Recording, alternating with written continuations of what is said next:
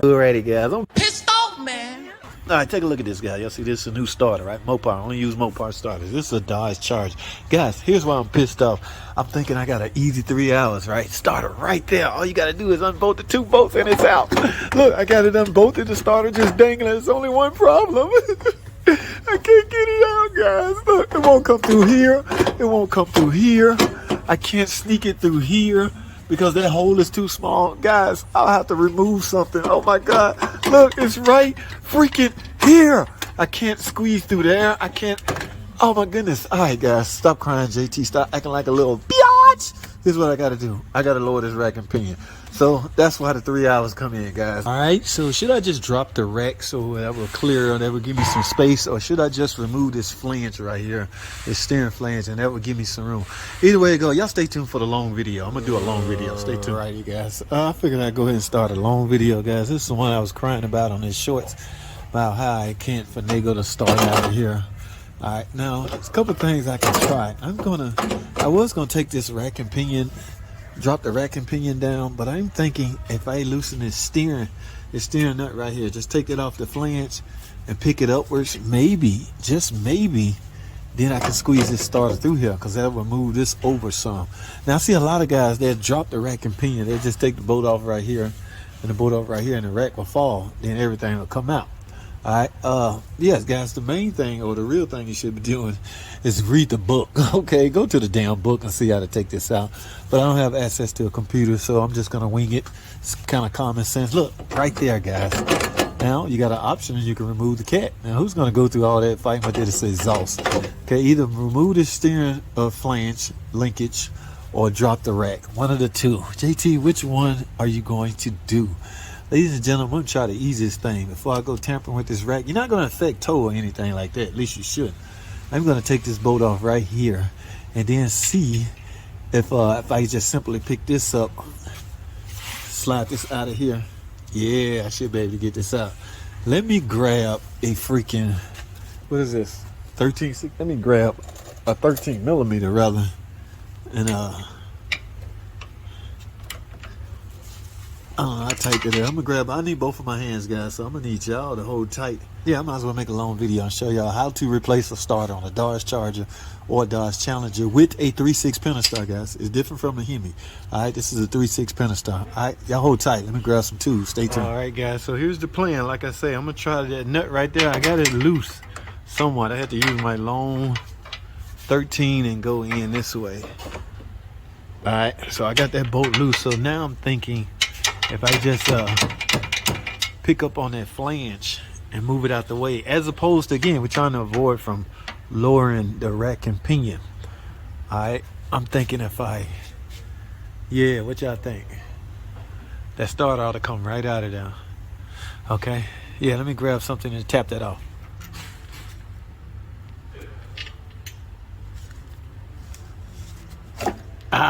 There we go.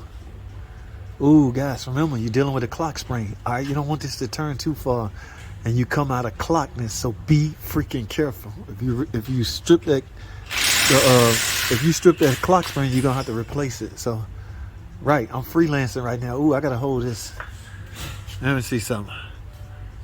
Yeah, I should be able to clear that starter out, but let me make sure the steering wheel is on solid. Hold tight. Alrighty, so I got the steering wheel stable to where it won't move and strip out my clock spring. All right, because we're dealing with this. This is tied into the steering wheel. All right, so now we can just get this over.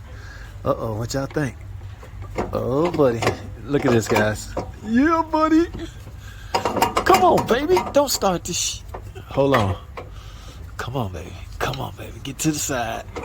Hey. Hey. All right, guys. That wasn't too bad. Why, my buddy, pretty damn good mechanic. Okay, I saw him do one. I saw him drop. Let me show y'all something. I saw him drop the rack and pinion.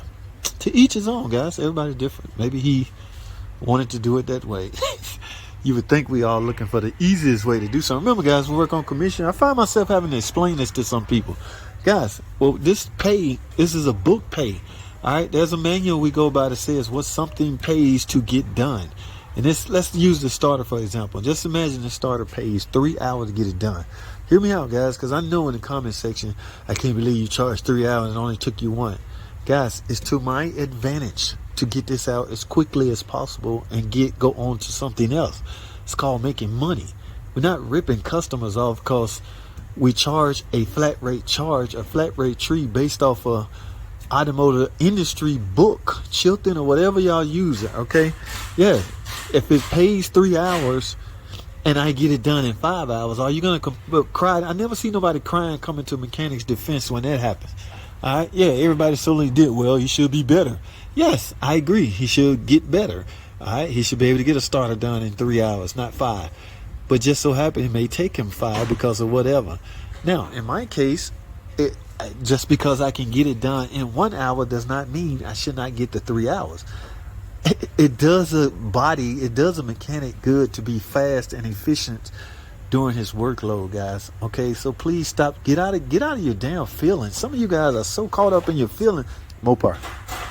This is not Derman. Do Derman even sell starters? I don't know, but I know one thing. They starters are not better than this starter. Yeah. All right, let me stop playing because y'all take me serious and then start calling me a joke.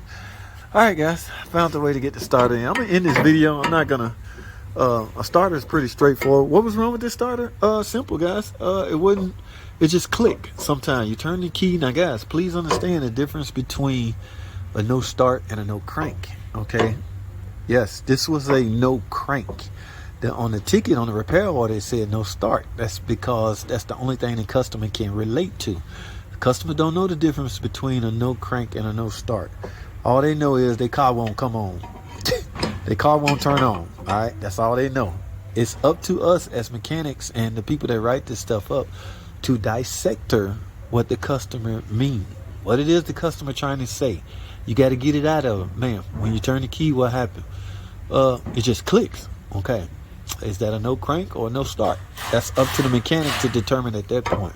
All right, now this one clicked, so the click was kind of a third click to the point where I came out here.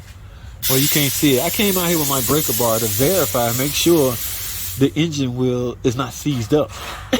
Yes, I put a nut and a bolt on the breaker, on the crank bolt to see if it turned. The engine turned, so I'm going to go with the solenoid.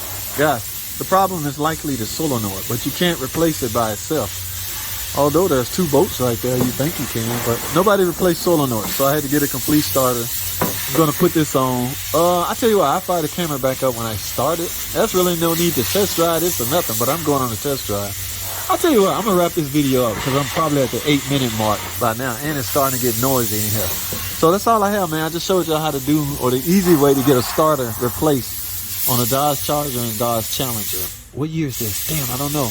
I do know there's 140,000 miles on this car. Okay, I can't remember what year. Dang it, and that matters, guys.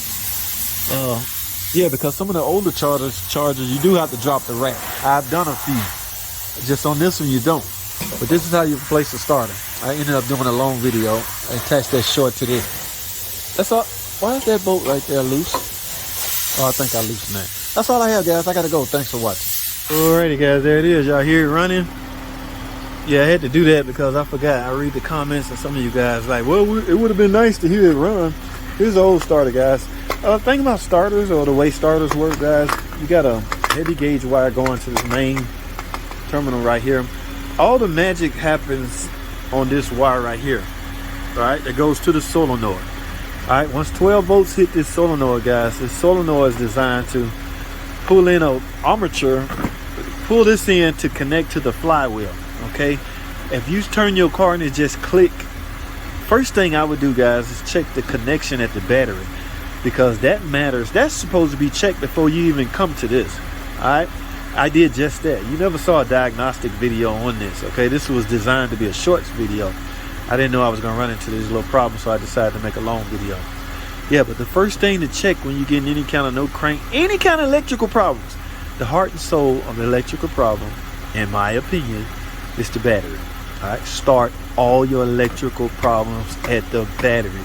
Verify that the connections at the battery is good. Verify that the battery itself is fully charged and working the right way. because without that, nothing else matters. You should not be doing charging system tests with a poor battery. You should not be doing starter system tests with a poor battery.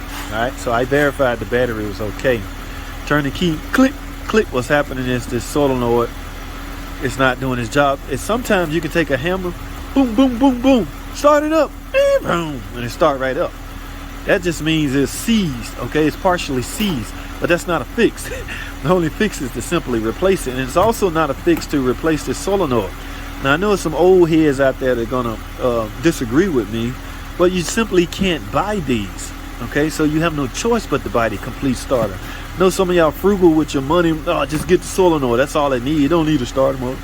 You just simply can't buy it that way, guys. Now, this has a core on it. If it didn't, I would bust that solenoid off of it, and we would have some fun. But it's got a core. I'm sure, yeah, it's 2 bolts holding this on. I can take that off and show y'all, but I got to turn this back in. Guys, I am done with this car. It's running. Let me check some more things over. Some things I couldn't check until it's running. All right. Now I can finish my 29-point inspection because now the car is running. See what I'm saying? All right. But as for this video and this topic, I'm done. Okay. That's all I have, man. Thanks for watching.